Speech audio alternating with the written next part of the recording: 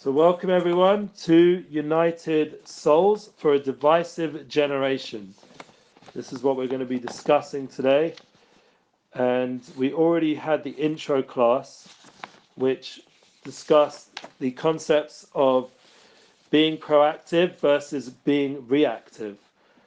And we mentioned on the first intro class about being proactive, taking ownership of oneself. Whereas being reactive is blaming and victimhood.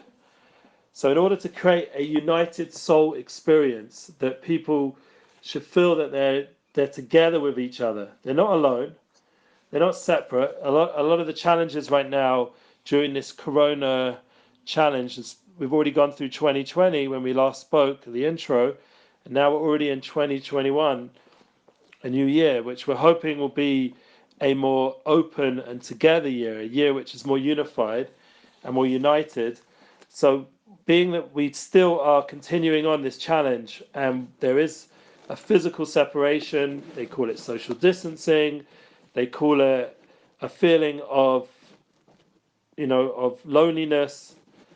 And the concept is that it's good to see why that, my mother, she came on the video, she's got a very good mask on. That's what we're just talking about with the corona things. But, you know, it's very challenging though when you're in such a situation where instead of being able to see someone smile, I mean, luckily my mother has a see-through mask, which is great because you can see her face. But not everyone has those nice see-through masks. But the concept is that we're not able to connect. We're not able to. Oh, you get them on Amazon. There we go.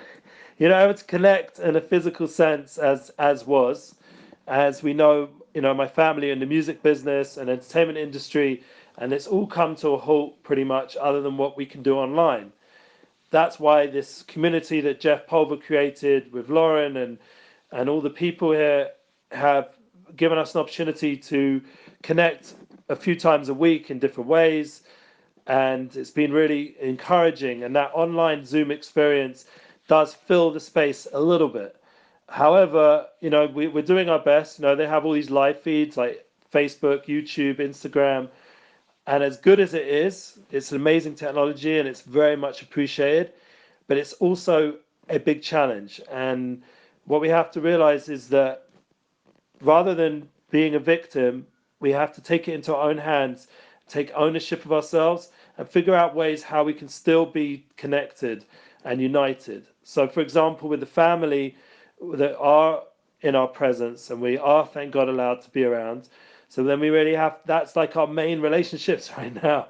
So, for example, if for my father and mother, they're pretty much just the two of them, or say you have a wife and and a bunch of children like I have. So then in each situation, the challenge will be how to enhance those relationships, how to now really focus in on the people that are in front of you in your life and to really unite with them. And instead of rather being reactive and saying, oh, this is so terrible, or complaining or blaming it on the politicians or the doctors or the Chinese, because apparently, they say that it came from there, which we're not allowed to say. But the point is, rather than blaming, we don't go the blame game. We go the way of being proactive and creating a more united feeling in the world. And that's this is continuing in this year already. We've seen a lot of divisiveness in the political sense, and it's very sad that it started already that way. But the amazing opportunity is that we as individuals can still find communities where there is not politics, there isn't religious differences, there's just an opportunity to communicate and unite. And that's why when I've been talking about this, is one of the paths that we're going to discuss is to understand that we have a godly soul, a being that exists within us, that's a positive presence within us being, and it's our essential self. And once we know that we have that essential self and that other people also have that we're never actually disconnected, even though physically it feels that way, we're always united. Like the concept between the love of a father and a son, or a mother and a son, or a father and a daughter, mother and a daughter. There's always that love, that connection, or a wife and a husband. There's a certain love that goes beyond time and space. So where's that come from? So the way we're going to explain it in United Souls is it comes from the souls. It comes from the soul level. And the more we understand what that soul level is, the more we can be proactive and be less reactive. That was pretty much the main focus of how we discussed the intro to United Souls. And to remember that there were many, many people who discussed this concept of being proactive. For example, Viktor Frankl and other people who went through the Holocaust or other crazy tragedies in history, much worse than what we're going through right now, that they were able to constantly rise above their situation as hard as it was and as painful as it was, and they were able to reach a mindset and space that gave them the ability to tune into that proactive mindset, that they didn't have to get stuck in the environment that they were in, which was terrible and pain-filled, but they were able to choose with their mind how to approach each situation. Like we just had a guest on my weekly studio class called Mayor K. He's from LA. He's a young influencer that, thank God, I had the ability to connect with. And the way I actually met him was tremendous serendipity or divine providence. I went to LA with my artist Nissan Black, and we were doing a very busy schedule there with back-to-back shows and meetings. And I was messaging on and off this Mayor K guy on my WhatsApp, like, I hear you're in LA, you just got back from Kenya. Well, I've just arrived from Jerusalem and we're here for a few days. We got to meet. But it was, the schedule was very busy. It wasn't going to happen. But I said, we'll have to make a time. And it was coming up to the Sabbath, the Shabbat. And that meant I couldn't be online anymore. So I wasn't likely to meet him. And I get out of the car just as we're about to get ready to go to our next place for the Sabbath.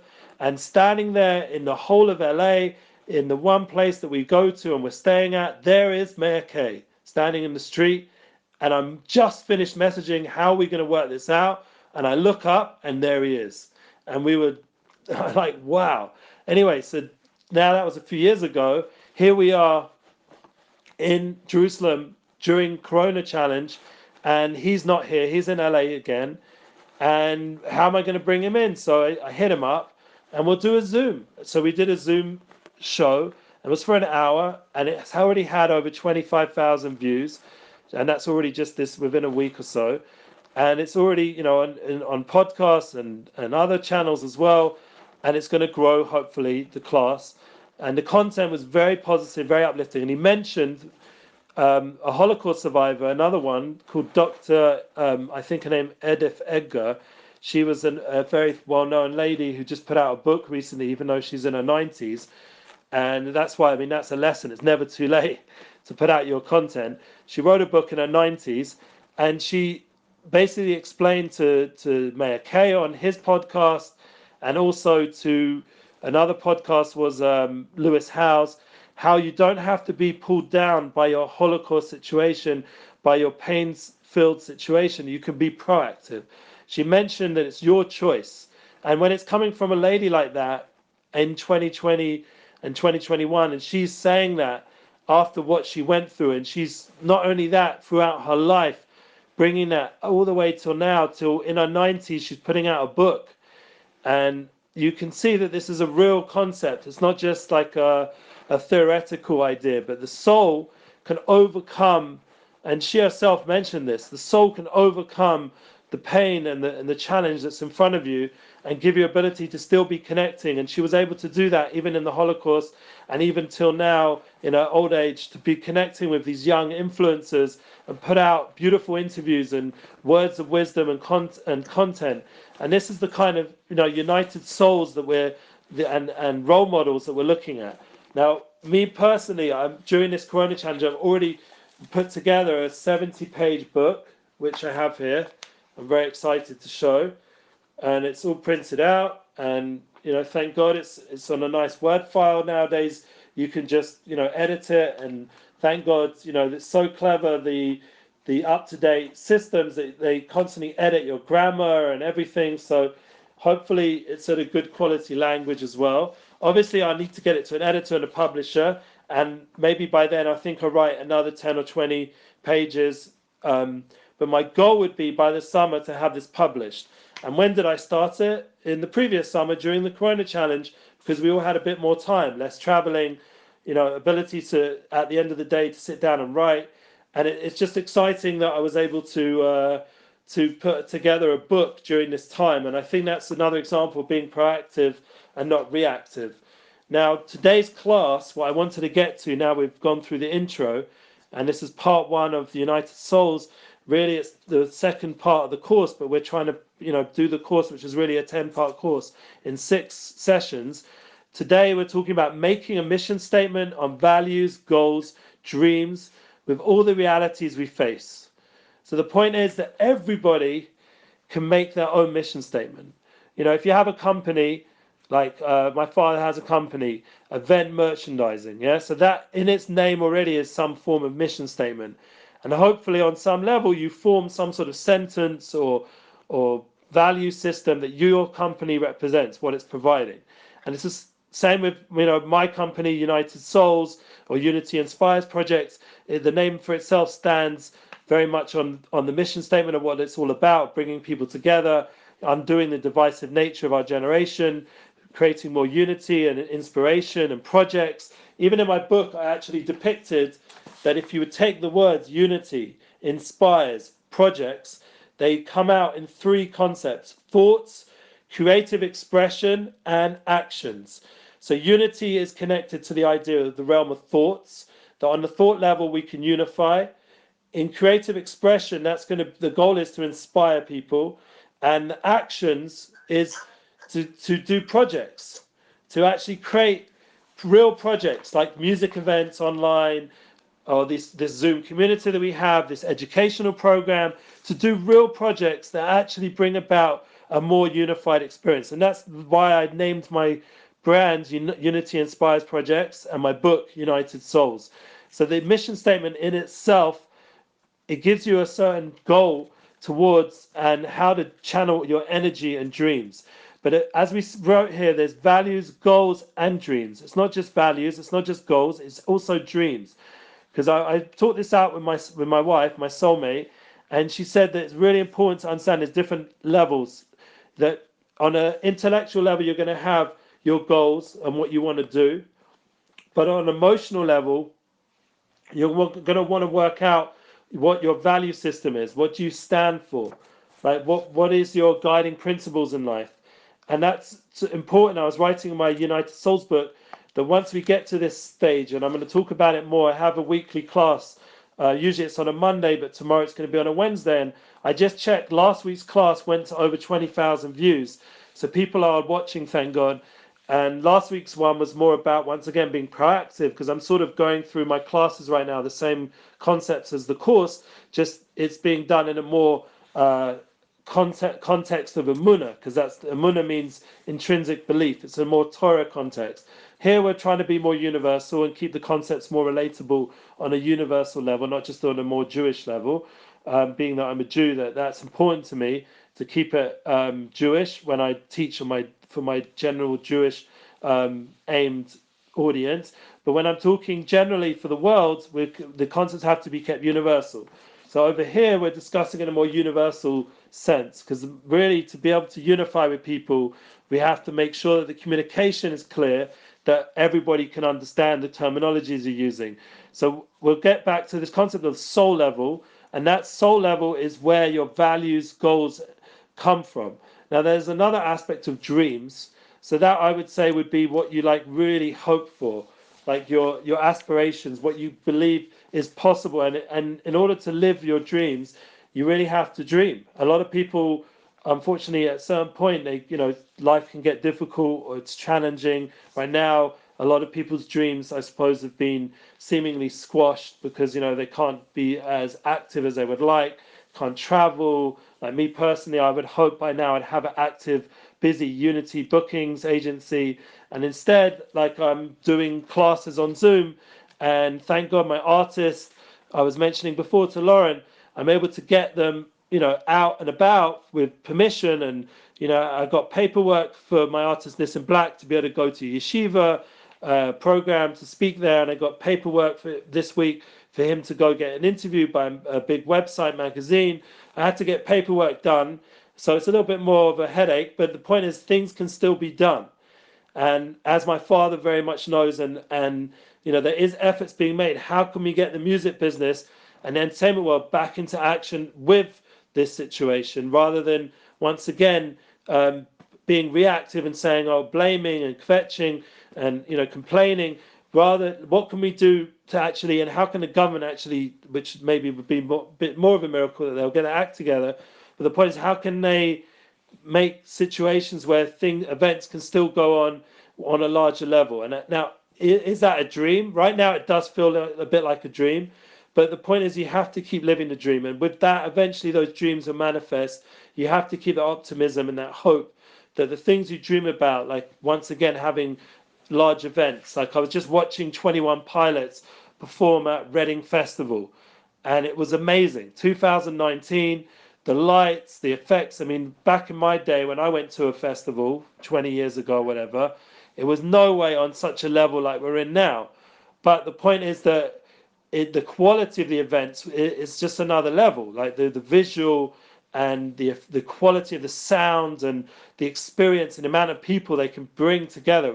It's unbelievable. The only problem is is it going to be again? Who knows? So what would be a dream for a person to have?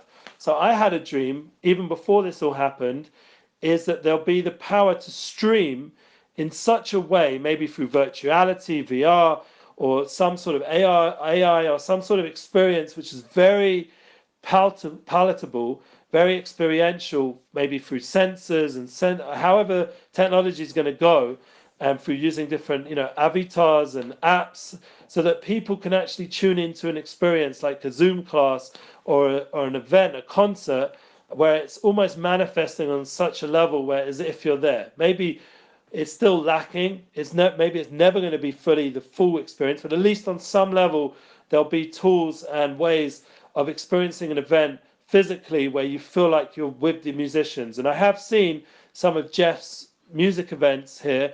If the person's really got a good sound setup, that it's almost as good as a concert, and it's from the comfort of your own house. So there is such an ability to dream and to wish for these kind of experiences. But really, ideally, I'm dreaming personally for the return to where we have in-person concerts. But how does this connect to what my course, United Souls? The reality is, on a soul level, we're always connected. That's the truth. That there always is a soul experience. That's why personally, if I give a class, and I remember I mentioned this last time, if I gave a class in front of one person, it would still be worthwhile. So nowadays you can record it, so it's not, even if it's one person, you can then put it online and people can watch in, and there's live feeds and there's this and there's that. So you can take a class that's done in the context of one person, and really it can go out to 10 to 100 to thousands. Like I mentioned before, my own classes are going out generally between 10 to 20,000 people each class. So then it feels very fulfilling. They were not, my podcast is going out to hundreds of people. It feels like you're accomplishing something, and that's really important. But at the same time, on a soul level, you are accomplishing. You are touching base with people.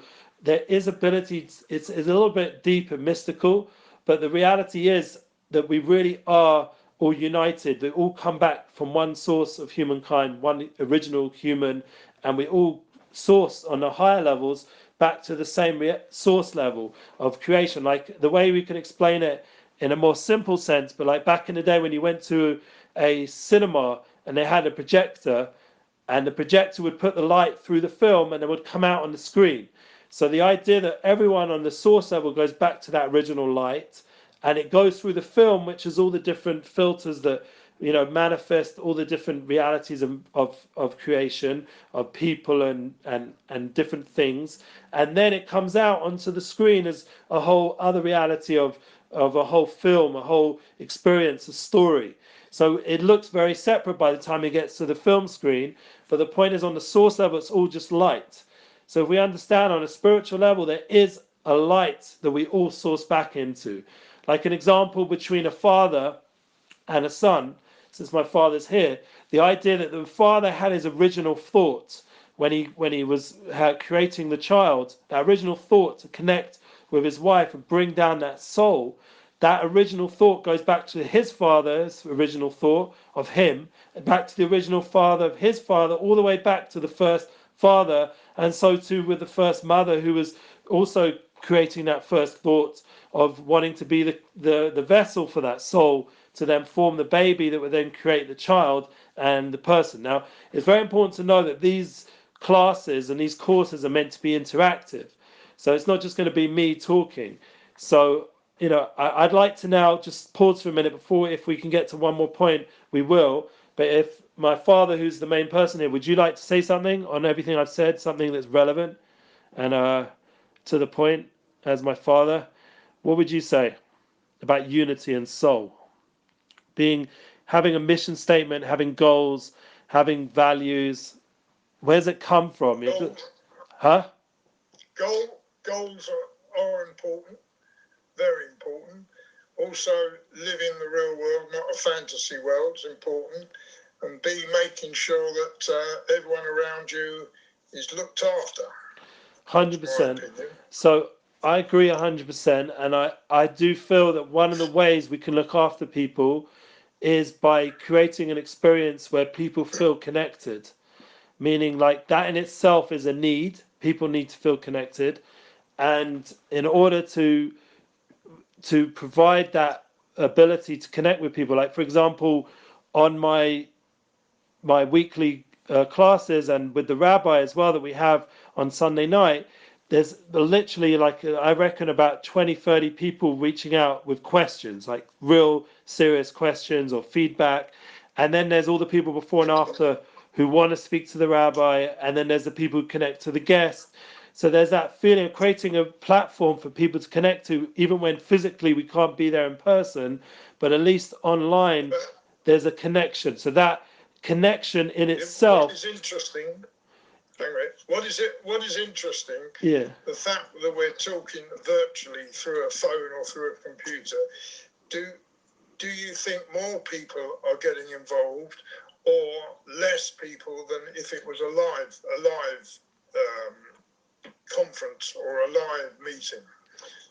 I do think there's it's a good question. There's the plus side that in a certain level you can have a greater reach. Like I said, if I would do a class in person, I'd be lucky to get 10, 20 people here in Jerusalem. If the rabbi did a class, the rabbi I work for did a class in person, he could get maybe 200 people. And then when we do it online, he can get 20,000 people. Yeah. Or one of the classes went to 60 or 80,000 people. But the thing is, the quality of the experience that's the negative side. That it's the minus side is that the quality of seeing the physical person and us physically going and meeting with people in person. We had the Zoom meetings, for example, when we did an online tour of Toronto. Now, when we go to Toronto in person, we have a class, say, of 300-400 people, and they buy books and they all come and talk to the guest speaker, the rabbi, afterwards. And then I organized that everyone should have a time with him, 10-15 minutes each over the next few days. And then that's another few hundred people meeting with him. That experience is much more profound than what we managed to do, which was online. And we did the class for an hour. And there was about, like I said, it went out to 25,000 people, that class. And specifically the Toronto community watched it. And then we had, for the next few days, people zooming in. And we even got one or two more we need to catch up on that were missed out on. So there is that Zoom experience, and they talk to the rabbi. But it's I presume it's not free. I presume for the private meetings, they have to pay. So they have to pay for that meeting. That's another thing, is charging people for these online meetings. But you don't charge as much. That's one point. Yeah, because it's not the same quality as actually sitting with the person in and being face to face. And also people themselves, what I feel is that they don't want as much time, meaning they're not able to be as open. Like when I literally had to drag, not like physically, but I had to really be stern with people that they need to leave the meeting when it was in person. You're 15 minutes up, I'm really sorry, but we're on a tight schedule, got a flight to catch to get to New York or Miami or wherever we were going at the different tours. And I had to say to the people, please, we have another person waiting, another 10 people waiting. But now with Zoom, it's like, so what? And then people like themselves want to leave the meeting quicker because that feeling isn't there as much. Like I said, now will there be technology that will help assist, that will make it more a real face-to-face experience through like a mask or some sort of sensual, like you can almost smell and sense things. Maybe they'll through VR or other ways there'll be a way to have much more. VR, you could do it through VR. Yeah, maybe there is, and maybe maybe that's the next step. So, but the point is to manifest that kind of experience is going to take a lot of thought and technology, and I still think it's going to fall short of the in-person experience. So that's why long term we're going to have to figure out real ways of getting life back to normal. But we have to dream it, we have to pray for it, we have to want it. We shouldn't just give up and say no, this is just how life's going to be forever. I think that's a mistake, because this isn't how mankind, humankind, womankind, I don't think this is how we were meant to manifest relationships ideally. Like, we were meant to have group experiences in person, and we're meant to smell and sense and hear real music and smell real, whatever the smell is, and taste and look at real physical experiences. I think that's we're going to have to get back to that on some level. But the point is to understand that there's also an emotional level and there's also a soul level. That there are ways to connect on a soul level, and that I feel is still happening. There are people still reaching out. Like next week, we're having a artist come from LA. He's flying to LA this week, and he's zooming into our studio. Now, why does he want to zoom in to speak to the rabbi? His name's Asaf Goran. Yeah, he just did a song with Boy George. I think I sent you his information. Yeah, he just did a song. It's a nice song called something Rainbow something.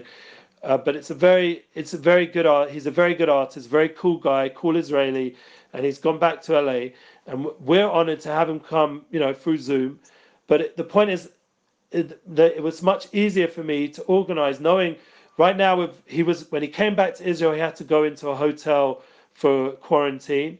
And then while he was here, like we then went into lockdown as soon as he came out. So there's never really been a situation that we could bring him in person for the last month or so. Before that, he wasn't even in the country. Yeah, so he was. I think he got stuck in. He was in London for a while with Boy George. He did an event there, but once again, it was an event where you couldn't do it with people. It had to be done online. Yeah. So I think he did it at Wembley Arena, but without the crowd. Yeah, which is such a shame. Such an opportunity, and it was without the crowd. But the concept is that for me personally, I'm having now the opportunity to bring him to our studio and to have a Zoom experience. And once again, the value system is my value system is I want to connect with people. That's my value. I want to keep good communication. I want to network. I want to keep. And if I don't have Jeff Pulver's breakfast in person, but I do have Jeff Pulver's Zula online in a Zoom community, so I have that at least. And if I don't have the ability to get together with this musician in person and have a large event in New York or wherever it is in LA, but we're going to Zoom him in, and that's still better than nothing. And the value system is still applied, and my goals of creating more unity and unifying souls. So each person, really, the homework would be is for them to sit down and write down what are my goals, what are my values, and what are my dreams. And once you've written down a very clear, short mission statement, so you can work step by step to getting to that reality in whatever scenario and reality you're in. So even if, like we mentioned, hang a minute, what is your mission statement? Who are you unifying? My goal is to unify everyone, the souls of the world, and that would become through whatever project, whatever methodology I can do it. Writing a book, putting out music, making events, making speaking events, creating content that's relatable and universal, joining together, collaborating with other people with their projects, creating more and more unity initially amongst my own community, for example, the Jewish community, or on a larger scale between Jews and Arabs. Right now, there's a large opportunity to communicate more with the Arab world thanks to all the different peace agreements going on, and to scale that to the general world. It's these are opportunities that are happening in front of us. Like example would be a guy called Peter Sanatello. He's a YouTuber, and he's doing journalism in a very non-judgmental, no agenda, no politics way, and it's very authentic, and it's really resonating with everyone who watches him, and he's building up a big following.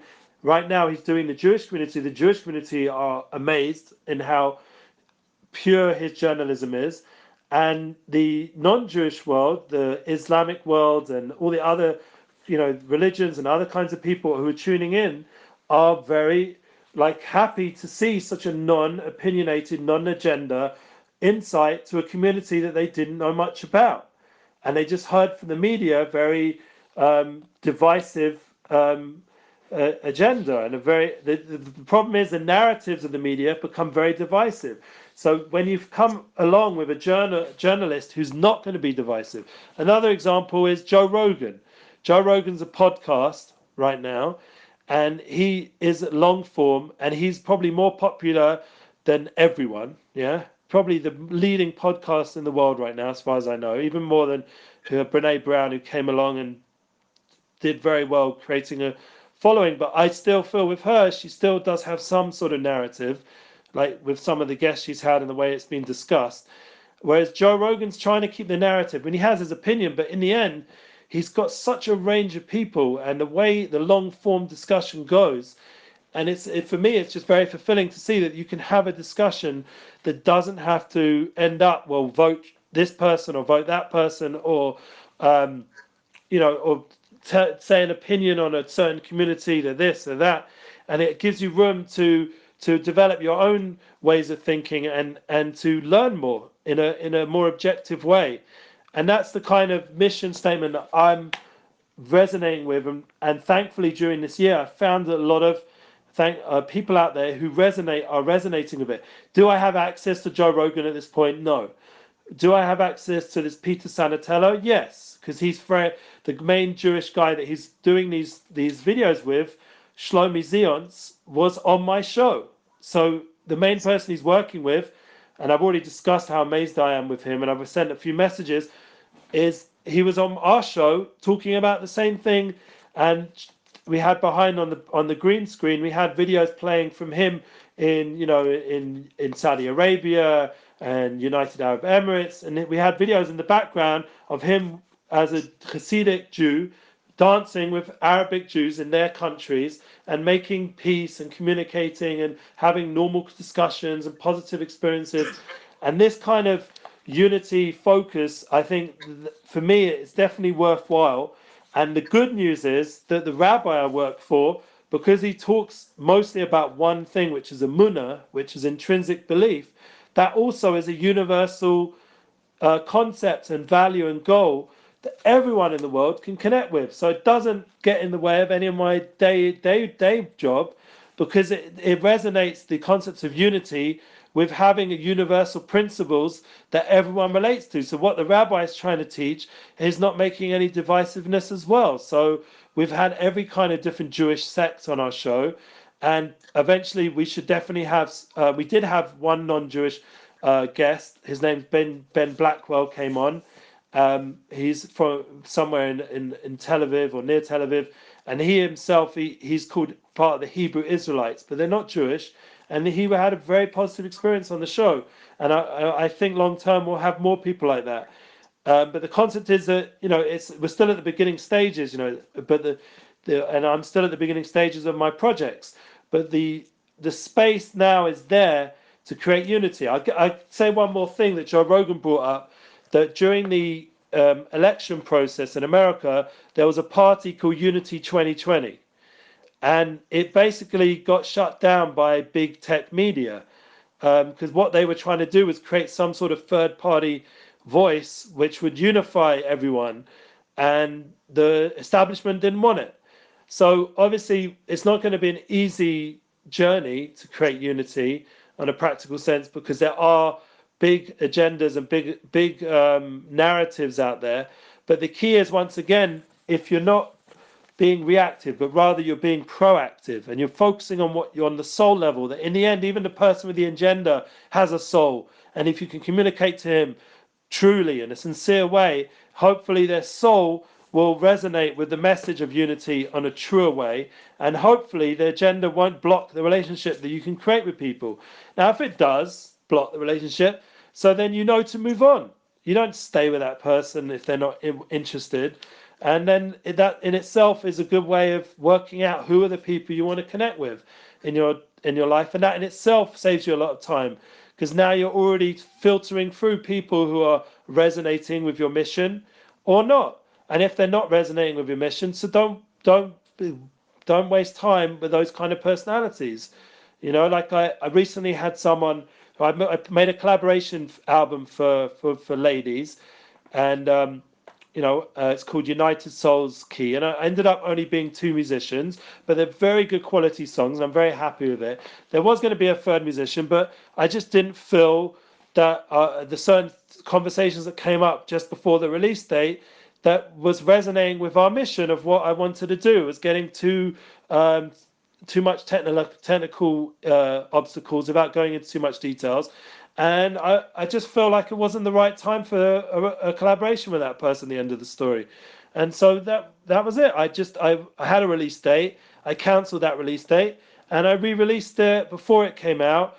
I re-released it with just two artists instead of three, and now I feel totally happy with the people who are on it, and there doesn't have to be any extra headache with any issues of difference of opinions and stuff. So sometimes unity sometimes means not to work with that person and move on to the people that are more resonating with what you're talking about.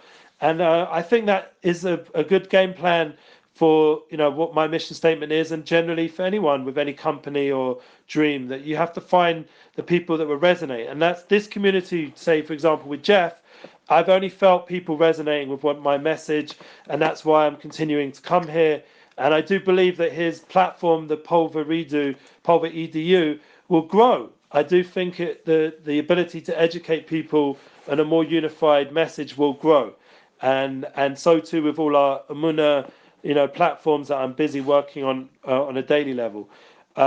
My third point, I just wanted to get to the third part of the course before we end off today. So we did two parts, and we summed up the intro. And this is all in Stephen Covey's words, part of the private victory, meaning you can't get public until you've got your private world sorted out, your personal world, meaning your family, your sphere of influence in front of you. You can't really go unify with a larger world, and that's why I don't think I've been ready yet until recently to start really going more public, is because you first have to get your family life at a good place, your value system. You have to know what your mission is. It can take people time. Like, I'm 40 and I'm only feel like I'm getting to understand really what my mission is.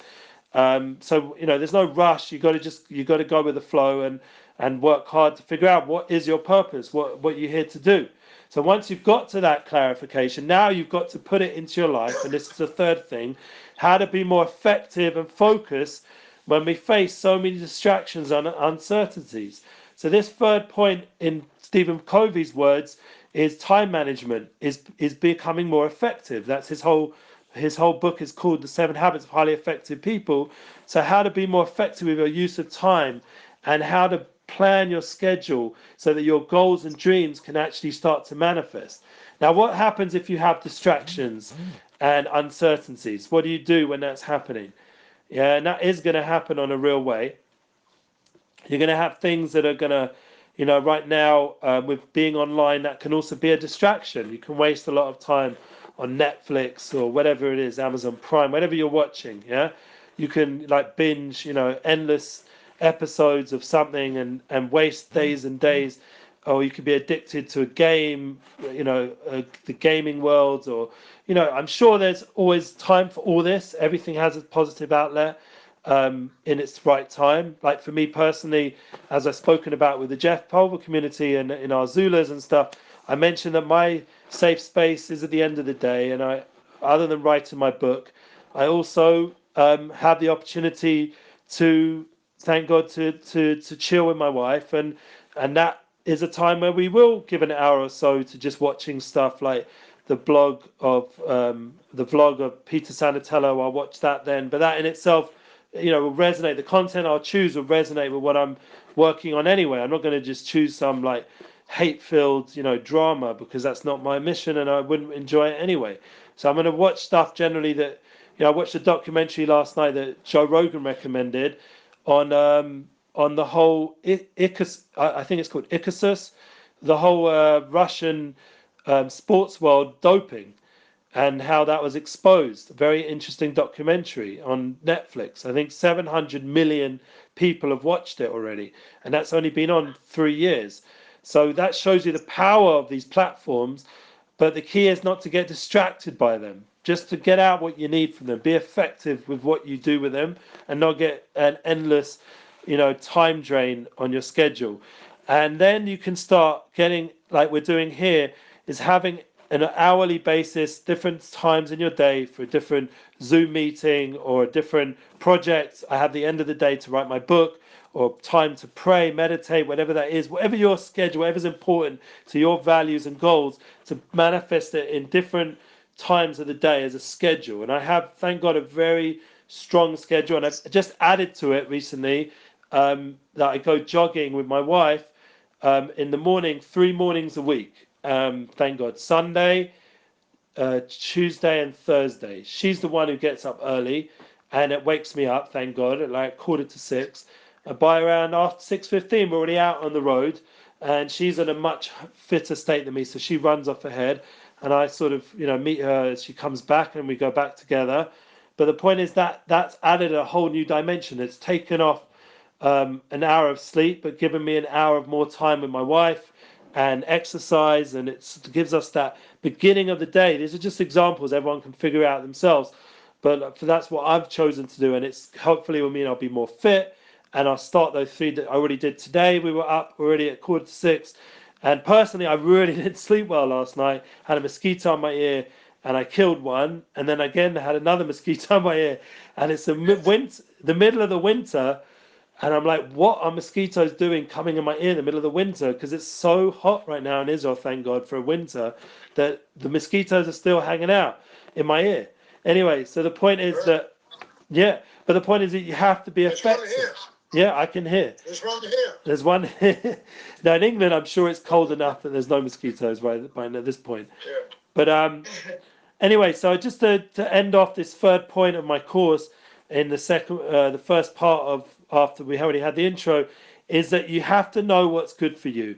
You have to set boundaries, be emotionally healthy, physically healthy, financially healthy, spiritually healthy, all these different quadrants of your life, to get them effectively in a clear way, organized and prioritized exactly what you need to be focused on. For example, Stephen Covey. Hang on a minute. Yeah. That's one word that you brought up, which you need to concentrate. Don't take on too many things at once. Oh, that's true. That's very true. That is a statement. That is a statement from the Talmud, which says, if you try to grab everything, you end up with nothing. So it's a famous Gemara in the Talmud. Faster Aruba lota faster klum. That's Aramaic for you. I just spoke to you some Aramaic, and if you want, I can speak to you some Yiddish also. But the point is that if you grab too much, you end up with nothing. So that is definitely true, and that is a challenge. For example, I have my day job, and then I have my artists, and then I have, the will to do all these projects and write a book and everything and do the music stuff. So that's why, for example, I limited how many artists I had on this second collaboration album, because I knew the third one would be too much. And then, example with these Zooms, as much as I want to be at every single Jeff Palver event, sometimes I've got to just say bye-bye. My wife needs me, my kids needs me. Or so too with, with the family. The family right now, today, it was Zalmi's birthday, and I've got work. I've got to turn up and eat a piece of cake like I did, and dance a little bit and be there for the children and my wife. And there's moments for everything, so that you don't end up, like you said, with nothing. Because if a person's overly working, so then you lose your family. If you're overly family or laying around being lazy, then you lose your business. You got to keep everything balanced and effectively organized in time. And that's why I said it's really important at the beginning of the day to start off early and with a clear mind of what your goals are of that day and that mission statement, and to have a schedule, and then to end the day with whatever, something you enjoy, just to end it with some sort of personal sanctuary time, safe space to just be with whoever you love, and just to enjoy that end of daytime. And for me, writing a book has been really enjoyable because it puts together all my thoughts and makes sense of what I'm trying to build in my life. And whatever it works for each person, everyone's got it. My wife just did a beautiful picture for the salon, for the lounge. She did 3 beautiful paintings, and she stuck it up on the wall, and it's very nice. And my daughter's been doing art as well, and all this kind of creative space that's been given to us is really important to get more effective, because if it's all the time grinding, then you burn out. And if it's all the time, faffing around being creative and hippie, then you don't get stuff done. So it's getting that balance, and that is being more effective in your schedule. And I think that we pretty much finished today's United Souls concept, because the idea is that if you get all these 3 concepts down of being proactive, like Stephen Covey says, and you get the concept of mission statement, you have your goals, your values, your dreams. I add that in, the dreams, and then you have your third aspect of now what do you do with all that. You put it into an effective schedule with prioritization of what's important and what's not important, and knowing what to filter, what's a distraction, what's necessary, and you live that kind of life on a daily level, things will get accomplished. And not only that, your private level, you're on a personal level, you'll be a more happy, fulfilled person. But the only thing is, if you don't come back to the next class, then you're going to miss the next point, which is now, how do I get that outwards to other people? How do I share that on a public level that they can change the business culture around you? Working in Israel to try change the business culture around you is a very big challenge, very hard. With the managerial stories and the way that employment industry, maybe there's, thank God, a lot of startup companies where it's much easier to then create a more healthy culture. But any of the old school models definitely need a lot of refreshment on. So someone asked me, "Who are you a student of?" So someone's been watching one of my videos. So who am I a student of? So I would say I'm definitely a student of my father, who's joined us on the Zoom. But I'm also a student of Jeff Pulver and Lauren Pulver. I've definitely learned a lot from them, and Lauren more recently, because I didn't know her so much.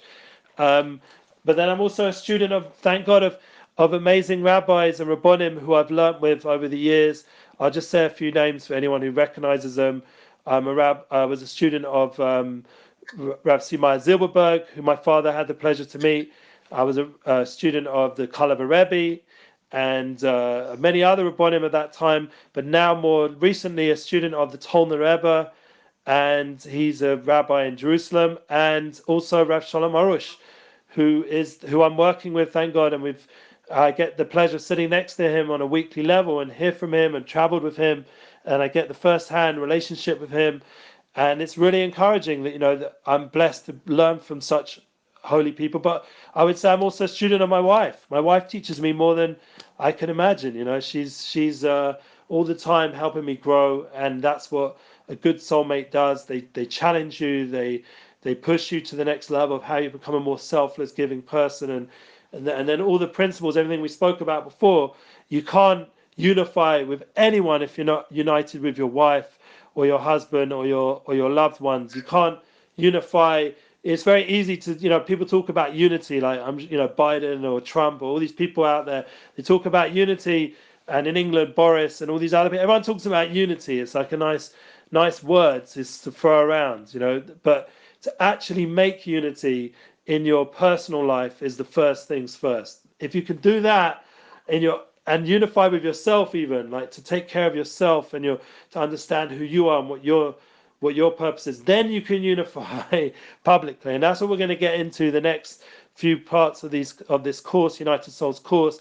We're going to get into how to do that on a public level, and I think that will be very purposeful. But everyone who needs to listen to this one first, because you have to get the first 3 stories done. You have to be able to first be proactive, to be a kind, giving person, to know that the life is not about reacting. It's about going out there and doing what's good, being a good person. And then the second point, a mission statement, knowing what your goals and values. And the third point is to now put it into real life, to make it into your business schedule, into your home schedule, into your health and fitness, emotional schedule, spiritual schedule, everything to work. And those 3 points, if you get that down on a private level, then we can go to the next part of the public level. And that's where we're holding today. Okay. Thank you for joining in. Oh my goodness, it was an amazing class. Thank Thank- you so much. Thank you, Lauren. I really, And we're looking forward to get the many, many people listening, please God, as time goes on. It's just the beginning. Jolly good. One point I bring up: don't be too repetitive. True. Yeah, you're right. That's one of your downfalls. Do not try to kind of itemize what you're talking about rather than repeating yourself, because people get fed up with it. Okay, good. So I accept that good advice, and we'll keep it to itemized, non-repetitive content. How's that sound? Make sure you got a few notes you can look at. Yeah, I do. Do you have lots of notes. Lots of notes. And a whole book, which you guys are going to have to read at some point. I'm looking forward to it. I have to run because I have another class starting in 10 Amazing.